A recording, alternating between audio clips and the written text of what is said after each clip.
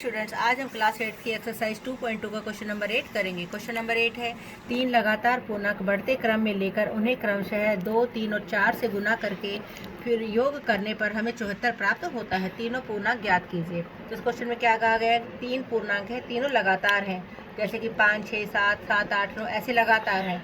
और यदि पहले पूर्णांक को 2 से गुना करें, अब से अगले वाले को 3 से और उससे अगले वाले को 4 से, और हम सब उनको जमा करें तो हमें 74 प्राप्त होता है। तो देखते कैसे होगा सवाल।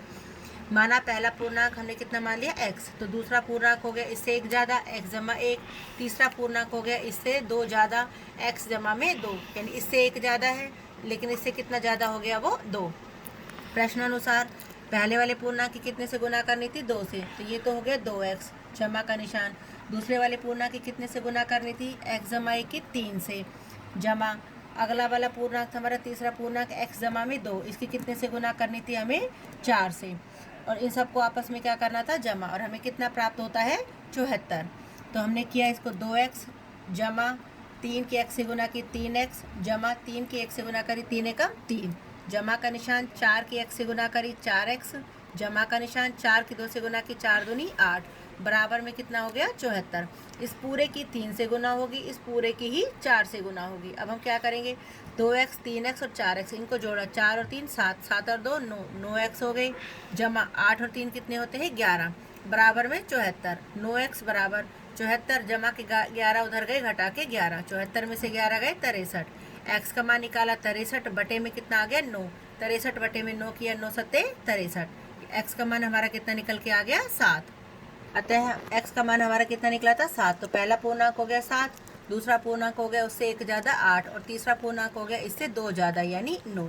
हम जांच भी करके देख सकते हैं कि हमारा सवाल ठीक है। उसने क्या कहा था कि पहले वाले पूर्णांक को 2 से गुना करनी है, दूसरे वाले पूर्णांक को 3 से गुना, और तीसरे वाले पूर्णांक को 4 से गुना करनी है, और इन सबको जोड़ना है।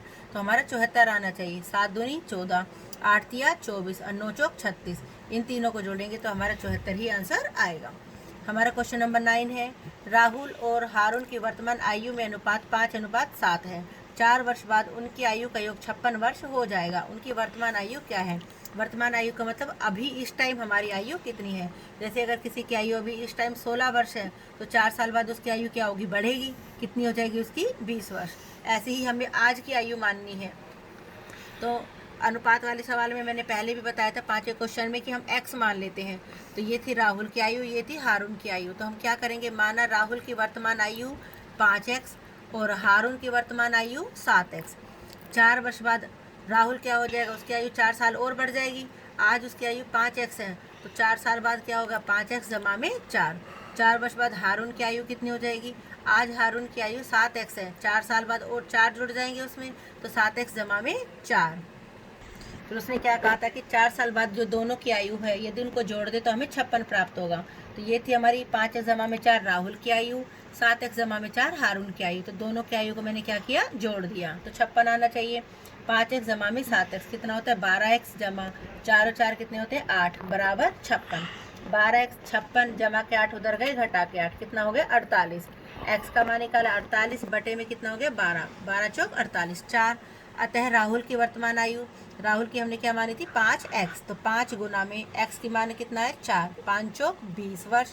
हारून की वर्तमान आयु, हारून की कितनी मानी थी हमने, 7x, तो 7 गुना में x का मान कितना है, 4, 7 चौक 28 वर्ष। तो राहुल की होगी 20 और हारून की होगी 28 वर्ष।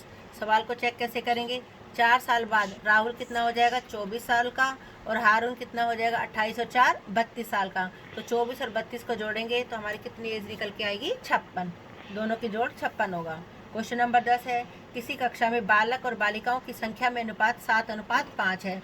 यदि बालकों की संख्या बालिकाओं की संख्या से 8 अधिक है तो कक्षा में कुल कितने विद्यार्थी हैं। अनुपात वाला सवाल है, x मानेंगे, ये था बालक, ये था बालिका। तो बालकों की संख्या हमने कितनी मान ली, 7x, और बालिकाओं की संख्या हमने कितनी मान ली, 5x। अब उसने कहा था कि लड़के और लड़कियों की संख्या में जो अंतर है वो कितना है, 8। तो लड़के की संख्या थी बालकों की 7x और बालिकाओं की थी 5x। तो दोनों में अंतर कितना दे रखा है, 8। 7 में से 5 गया, 2x बराबर 8। x का मान निकला 8 बटे में 2 कितना हो गया, 4। बालकों की संख्या कितनी होगी, 7x मानी थी, तो 7 गुना में 4 28। बालिकाओं की संख्या थी हमारी 5x, यानी 5 गुना में 4 कितना हो गया, 20। कुल विद्यार्थी कितने हो गए लड़के और लड़कियों की संख्या 28 जमा में 20 कितना हो गया 48। Thank you.